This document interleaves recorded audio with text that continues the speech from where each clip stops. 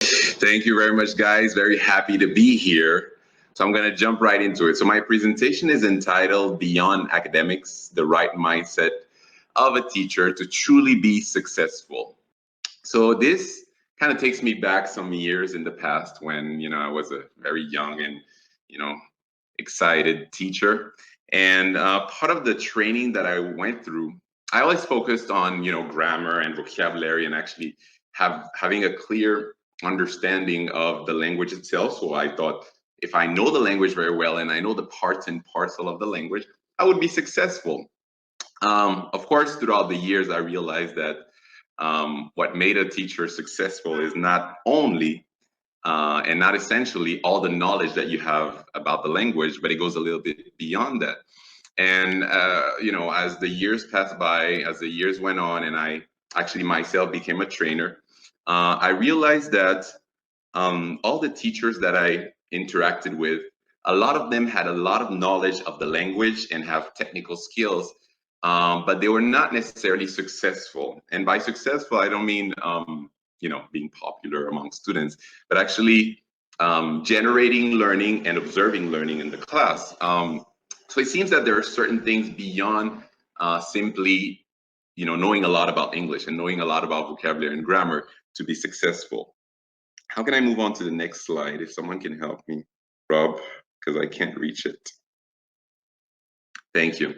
So when I think about education and as a profession, it kind of brings me back to other professions that it seems that people in society give more importance to.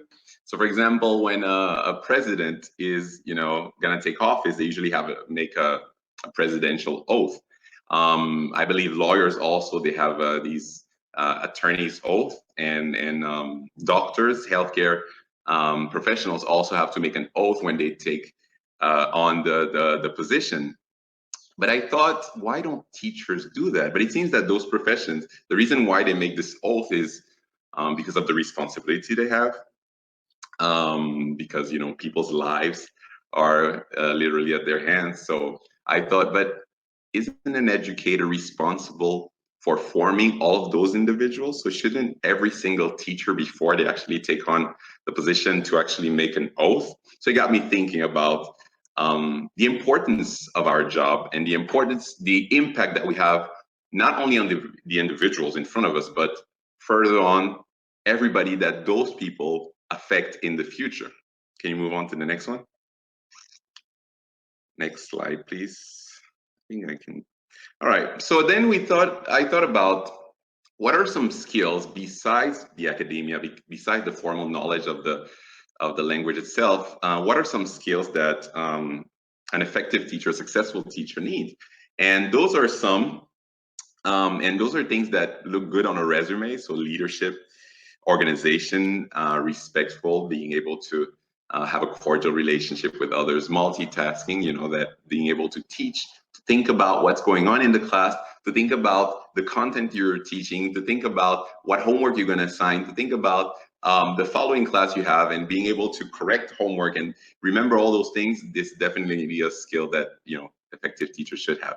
Teamwork, not only working with your students and have your students work with each other, but being able to work with fellow teachers and the administration as well.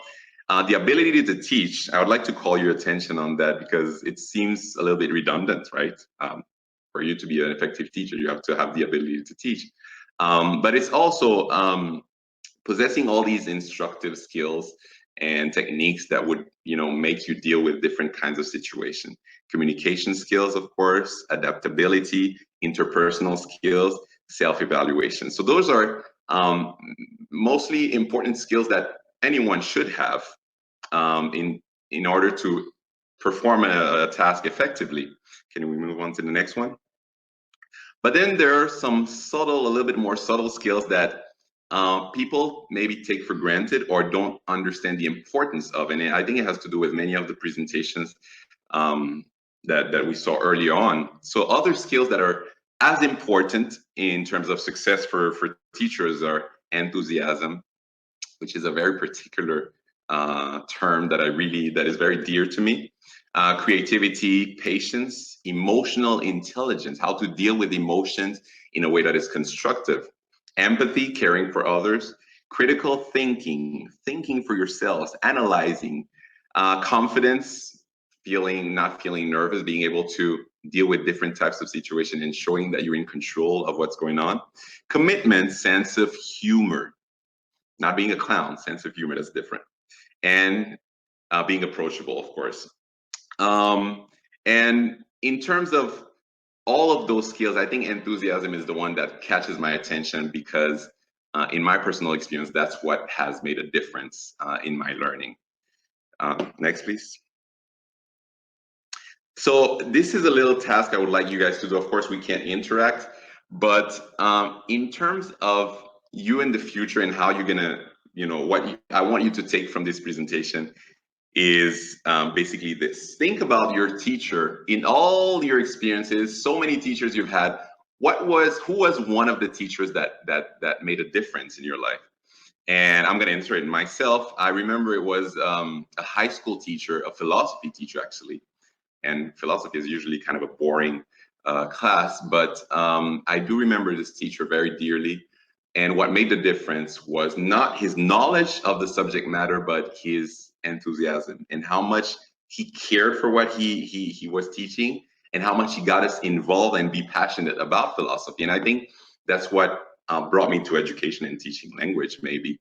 And he wasn't necessarily a dynamic person because he was kind of older, but just that light in his eyes and the way he was talking about philosophy, 18th century Lumiere and all those things, those are the things that really caught my attention. And when I saw that, I said, this is the kind of person I want to be in the future. Next one. Next, please. So now I want you guys to think about the worst teacher you've ever had. And I know we all have had this one person that maybe was lazy, maybe didn't care, maybe was rude. And to me, I can think of one particular person. I've had a lot of teachers that I thought were not very effective. But there's this one guy, I'm not going to mention his name, I don't want, but this person actually throughout the whole class, he cared about having us talk, but talk about the wrong things. He would always talk about his personal lives, about politics, about fun things. But in the end, we didn't learn much. And he thought that he was doing a great job because he got us so involved in the class, but we were involved in the wrong things. And this is one of the things that teachers sometimes, we kind of lose ourselves into getting our students approval so bad that we kind of lose focus on what's supposed to be our job. Next one. Next slide, please. So, and this is my question to you. When you think about all your years as a teacher, how do you think students 5 years from now, 10 years from now will remember you? What kind of things would they say about you? For me, beyond the knowledge of what I taught, I would like my students to remember me as someone that was compassionate, that cared for what he did, and someone that valued the honor, the privilege of being their teacher. And I think that resonates a little bit more than just someone that had a lot of knowledge of English. Next one, please. So this is my query today. This is what I urge you to do, to develop your own teaching philosophy. And what is a teaching philosophy? So we have some description. I want to put it here so when you go back to this video, you can take some time to read it. So teaching philosophy is an explanation of your values and beliefs as they relate to teaching. Your philosophy is often a combination of methods that you studied in the past from school and all your different experiences. Also, it's the state of mind, and I think that's what I want you to remember from this, the state of mind that you need to have as a teacher in order to generate learning and make and see learning in your students. All right, so let's move on to the next one. So before we leave, I want you, since I asked the question at the beginning, what makes a teacher successful? And the answer is quite simple. The right mindset of a teacher for him to be successful is if you seem to enjoy it, they'll enjoy it. And if you don't seem to care, well, I think you know the response. So thank you guys. Let's move on to the last slide. Thank you for having me.